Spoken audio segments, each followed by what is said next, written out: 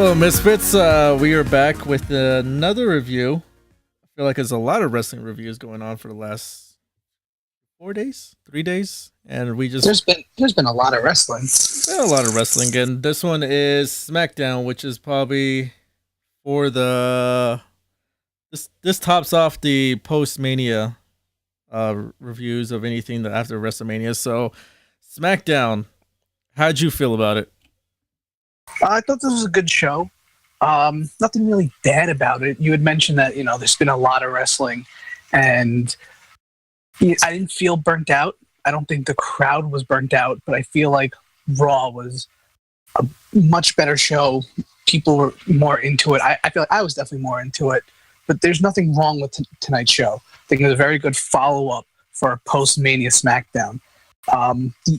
We'll get into it, but one of the other things is that while this show kind of put an end to some storylines, we have the new draft next week. So I think we saw tonight where some people may be moving. And then there's some that express that they don't want to go anywhere as well, which makes sense because they established their time on SmackDown, and I think the draft was not even a year yet. I don't even remember. I think the draft was in July, if I remember. So they're going in less than a year, shaking things up, as Vince McMahon says. Mm-hmm. All right, so we'll get into that. So what do you think was the biggest thing about tonight? All right, so we were talking yesterday about the crowd being on Roman Reigns. Mm-hmm. And just booing him. Well, he gets that general reaction anyway, so it's nothing new. But much powerful. But tonight, Randy Orton came out, and it just seems like a lot of people were in disapproval of him winning the WWE Championship. And he embracing the boos. He was going with it. It just looked like he was just all like, "Yeah, I got the title belt, so." You guys, yeah, but I don't think he was encouraging boos because they want him to be a heel. That's just Randy Orton. He's the Viper. He told everyone that his plan was, if you can't join him, can't beat him, join him, then screw him over. Then he added a new step. So, yeah, but it is what it is. But Bray Wyatt's a heel, so Bray Wyatt does he heel? It's a weird dynamic. Yeah, it's a weird dynamic in the sense, but this whole storyline from before even WrestleMania, before they had the match at WrestleMania, this whole storyline is just, I don't know, it falls flat for me. It's like a supernatural, paranormal horror movie type scenario, and I just feel like that the time that we are in right now with the whole, I feel like, what did Triple H call this era? Like the reality era or something like that? Yeah, something like that. Yeah, and I feel like that this really doesn't fit in a way. I understand it's a whole storyline thing, but I just feel like something it's kind of campy. You can do something like that, right? Lesson here, Broken Matt Hardy. When they did it in TNA, it got a little carried away with the Apocalypto stuff. But there's a way to have this. Even with Abyss, where you can have these darker characters, but they have to be a little more grounded. And Bray Wyatt, sometimes he has superhuman powers. What was it? One show he had a hologram pop in the ring. They never really defined him, so there's nothing to really grab onto because his powers change all the time. Taker, at least you knew what you got with Taker: fog, lightning bolts, fire. He could be buried alive and he'd come back. There was rules to him. Bray Wyatt doesn't really have any rules, so I think it's hard to get invested in him. And then the way they built the whole Orton thing, he was all loyal until 1 minute he's not, and then all of a sudden he's burning down the guy's house because he was mad. Yeah, he was mad, and he's like, you don't trust the snake. Okay, everybody should already know that. No, it's just I don't know. That's why I feel like maybe it looks like this is probably going to end. So I hope that'd be nice. Yeah, I hope they move on to something. Maybe. I don't. When did he announce? Because they talked about that. What was it? The House of Horrors match that Bray Wyatt challenge Randy Orton with, and Randy Orton did accept it. But did they ever say that it was going to be like at a pay per view or next week? I assumed it would be the next SmackDown Yeah, pay per view, but that's how WWE is. They'll just set it up and they'll figure out later when they're going to do it. but this set up the main event for the evening because, for one, Eric Rowan came back with like a gas mask, sheep head mask thing. It looks crazy. It looks like a Fallout 4 type thing going on. And then what else? Luke Harper came out and saved Randy Orton as well, and that set up the main event, which was not a bad match. It wasn't a bad match, but I feel like that at the end, Bray Wyatt sacrificed Eric Rowan. That way, he doesn't get RKO'd or anything else. This is just more Wyatt family drama. That's not bad because at least with the Wyatts, you have so many characters, and because they've been around forever, there is kind of like a story going on there. Luke Harper left, and he still is mad at Bray. I thought they were going to have Eric Rowan leave, but I guess he's back. And it makes sense because that's what they need. And now they can have a little tag match, and those, three of those four guys are very good. And you know what to expect, and everything was solid about the match. At least we didn't get crazy like maggots on the ring floor like we did at Mania. See, this is what they need to do. This is a marketing idea. They need to start with the whole Total Divas and Total Bellas, and they need to do a drama, a reality drama between the Wyatt family. That would be entertaining. I'd watch that if that was on the WWE network. But these are the type of things that they should be thinking about. That's what the network should be for. If you really why not have crazy little shows like that? Oh, it would be fun to watch. But let's move on to the next one. And this one I was very excited about. This is what we talked about yesterday on the review that we were hoping would happen, and I marked out. Before we get into that one, The Miz comes out dressed as John Cena, and then you had Maurice, who was dressed up as Nikki Bella, doing the whole mannerisms and catchphrases and getting all the boos and just. Well, he was getting cheers, but he was like pandering to the crowd to boo Cena, and it was entertaining. I thought it was pretty entertaining. I liked this segment, and at some point when the crowd was going crazy yesing as the Miz was talking and making some insults to Cena or whatever, I was like, when's the last time I've ever heard a crowd go crazy like that 100% for Cena? But it's because it's the Miz in there. When's the last time the Miz had the crowd 100% in his hands like this? Especially at the end, what did he say? He's like, no more Cena or something. Yeah. And they just instantly chanted it, and I was like, this was such a fun segment. But I feel like the spotlight was on him throughout that whole segment, but then the spotlight quickly went off of him when the violinist for Shinsuke Nakamura came out. Yeah. Now, this is the same violinist that had done one of the NXT openers, right? I think it was Brooklyn, if I remember. Yeah, I wish I looked into the facts, but as soon as I saw him, I was like, I knew exactly what was happening.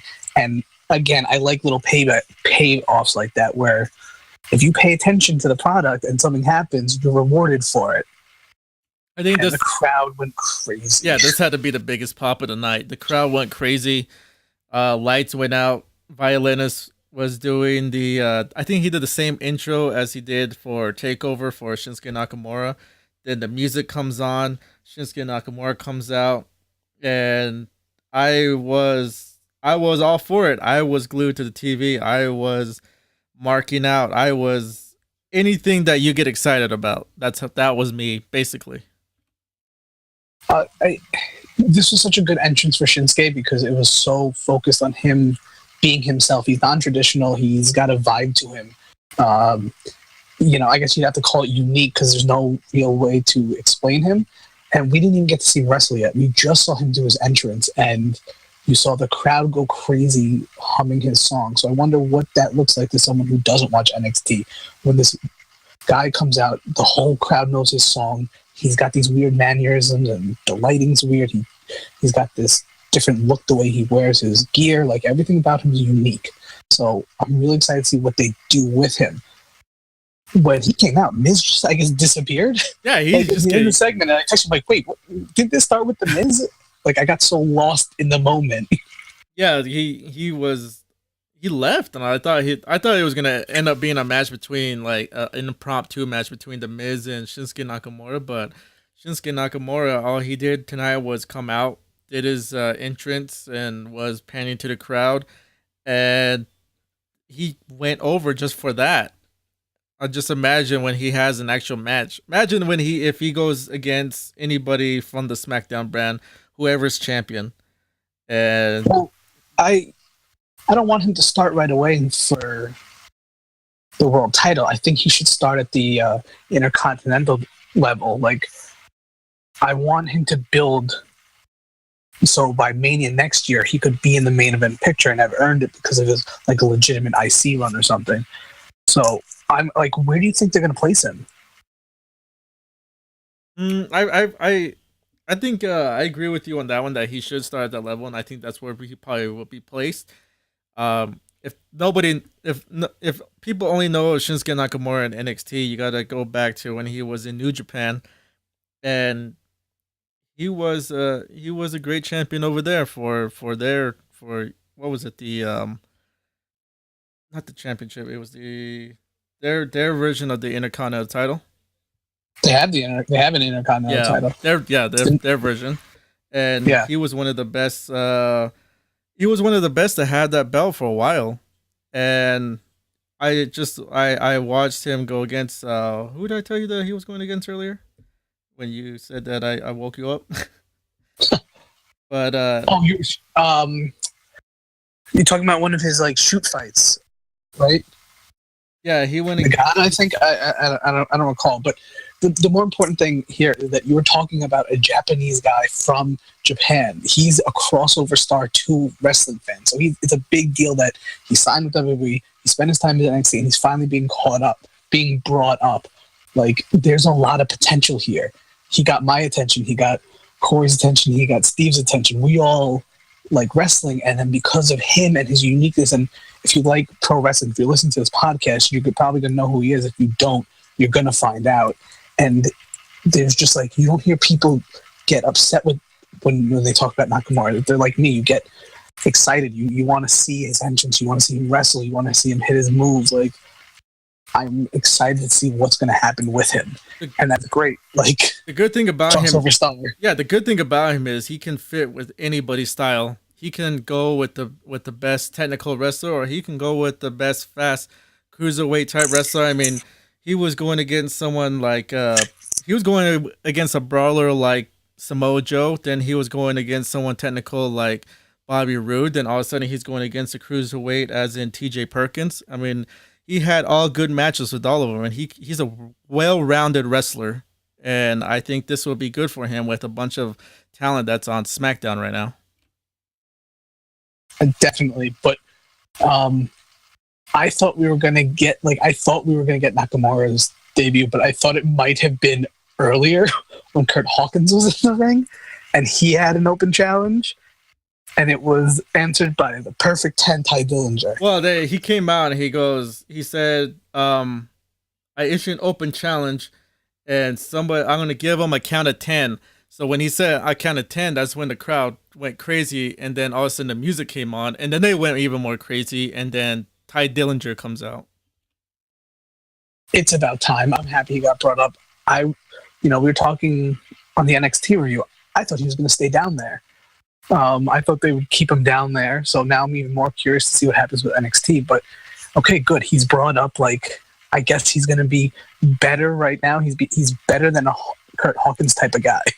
So he might be bottom level, but at least he's brought up.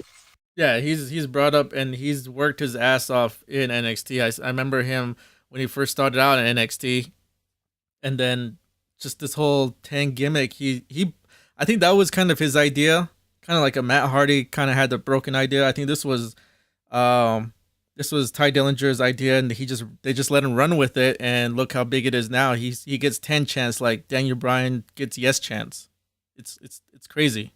The 10 chant, yeah, I don't know why it took me forever to really realize how reminiscent the 10 is of the yes. So I was like, to see the whole crowd do that, I was like, wow. But I'm kind of worried that the crowd's going to just start doing 10 all the time, anytime numbers are involved. So, you know, Yeah, it's already been very distracting when two guys are outside the ring and the refs are doing a 10 count for outside and everyone's just doing 10 every time. well, it's gonna be one of those things that's gonna be around for a while. I mean, look at Steve Austin's what, and then you got Daniel Bryan's yes, and now you have 10 now. So this is gonna stick around for a while, and I don't think the crowd's gonna stop when they do count outs or anything like that. Mm. Wonder if maybe down the road, if he turns heel, they could try to tone it down. But I think that this is going to take over. But you know what? It's not a bad thing because, if I had a show to go to, like in the very near future, if I could go do one, I'd want to partially go because I get to be in the crowd. Go 10 and yes and delete. Like, it's fun to have things that crowds can do. I mean, it might be super distraction, like what, but it helps to have reasons why people would want to go and spend money to see this live. Exactly. And then what else happened? Let's talk about the mutual respect that Shane McMahon and AJ Styles have for each other now.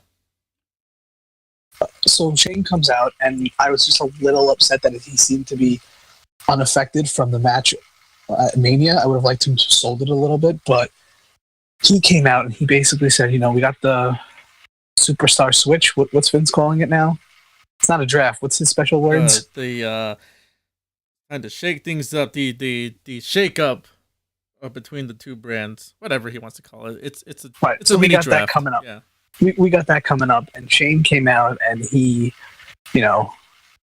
basically told it how it is, that anyone who's on Raw, you should want to come here on SmackDown. And the few months since the draft, SmackDown's built a identity more, and I'd rather watch SmackDown than Raw. I know I'm going to get good wrestling. The storylines make sense week to week. It doesn't drag on. I kind of care about every character because they've been doing such a good job. So if I'm a Raw talent, yeah, go to SmackDown. You'll be taken care of better. And yeah, so I was just gonna say he didn't. I don't think he took that. He didn't really attack Raw, right? Or threaten like anyone who might possibly go to Raw. Like, I'm sorry, like he didn't do anything like that, right? No, I don't think he did anything like that. I think he basically plugged SmackDown, saying that this is the place where everybody wants to come to, and they're gonna get their fair shot. I think it's kind of a shot to more Stephanie McMahon of how she's been kind of favoring certain people, which you can see it on the show, but then when you watch SmackDown, everybody looks like they get an equal shot.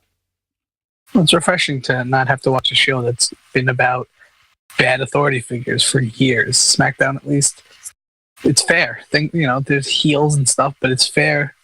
And Shane doesn't have to be in every single segment. Stephanie has to over on Raw, but SmackDown's a better show. All right, so then what else do we have? We had the women's championship match between Alexa Bliss and Naomi. Yeah, I mean, Naomi came out to a big pop, I guess. I wonder how much is actual local and how many still people who spent money to travel across the world to come see SmackDown. But I think Corey, he had pointed out that he was hoping that if Naomi won the belt, that her plates would be glow in the dark fluorescent, and they were. So that was nice. I would love if the whole belt did it, because when she did her entrance, it was kind of weird that she's full of glow, but the belt wasn't, except for like the Naomi plate. Yeah, and it wasn't a bad match. I'm happy that Naomi is the champion, but in all honesty, even before Mania, I would have really hoped that they would have kept the belt on Alexa Bliss. I think she's done really good as a champion, but this comes in between the two now. They're gonna feud with each other, and we'll see how good of a quality matches that they have in the future. Yeah, I wonder if maybe this might also be shaken up a bit with the draft coming up. So Naomi retained, and I wonder where this will go next week. And Yeah, so like I did yesterday, I'm gonna hit you with your own line again for post WrestleMania SmackDown. Was this worth watching? Yes, but like still the biggest thing is pretty much just Nakamura is here, and that's going to shake up SmackDown. AJ wants to stay. Hopefully he does. Hopefully Nakamura doesn't get traded away on Monday, but who knows? Like I like I like the idea of where SmackDown's headed, but you have this draft that could change everything. So it's interesting, but we'll see. We'll see what happens. Yes, we will see what happens. So, do you want to send us off with one of your classic closings? All right, I'll give it a shot. All right, Miss. All right, Miss. I gotta stretch a little bit. So, give me time. All right, let me just get that stretching out, I guess. All right, Misfits, we hope you enjoyed tonight's show. I enjoyed SmackDown. I hope you guys did. We do this show for you guys, so if you like it, hit that like button. Please subscribe, because like we said, we're going to do a lot of wrestling. We got a lot of other content coming with PlayStation 4 games, so you're going to want to watch that. And again, leave us a comment. Thanks.